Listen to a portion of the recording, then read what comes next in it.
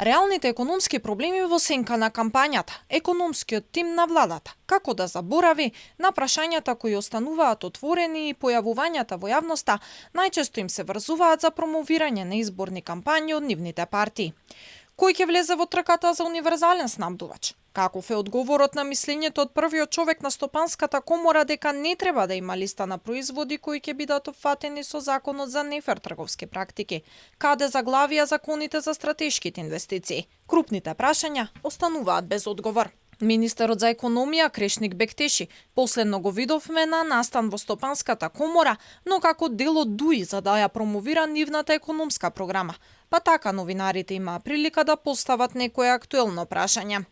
ДУИ е отворена политичка партија, секогаш го слуша гласот на засакнатите страни, во овој случај на бизнис секторот, а секако дека ќе имаме и состаноци со организациите на заштита на потрошувачи, со одредени други засегнати страни, се со цел да имаме свеопфатна програма. Официјалниот Facebook профил на Бектеши е во полна парја. Иако пишува дека е профил на министерот за економија, тој објавува постови и фотографии на секој час, но за промоцијата на председателскиот кандидат на ДУИ Бујар Османи. Тој изминатиот период воопшто не зборува за работата на министерството кое го води, иако кампањата не е ни започната. Слично и со вице-премиерот за економски прашања Фатмир Битики, посветен е максимално на кампањата на СДСМ од каде што доаѓа, за волја на вистината. Него почесто го гледаме во јавноста, но главно да ја промовира кампањата на СДСМ. Последно на економски настан се појави токму со неговиот сопартиец Димитар Ковачевски. Facebook профилот пак тој го користи за споделување партиски соопштенија, партиски настани, а се сподели промотивно видео насловено "Еден ден со Фатмир Битики".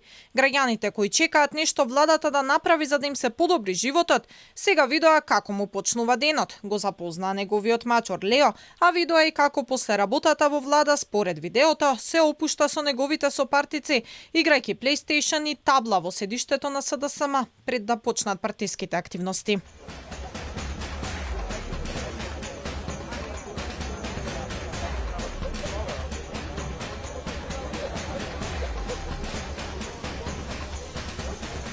Прашањата кои се од суштинска економска важност и останаа неодговорени, по се изгледа ќе ја чекаат новата влада или ќе се завршуваат на брзина во последните денови од мандатот.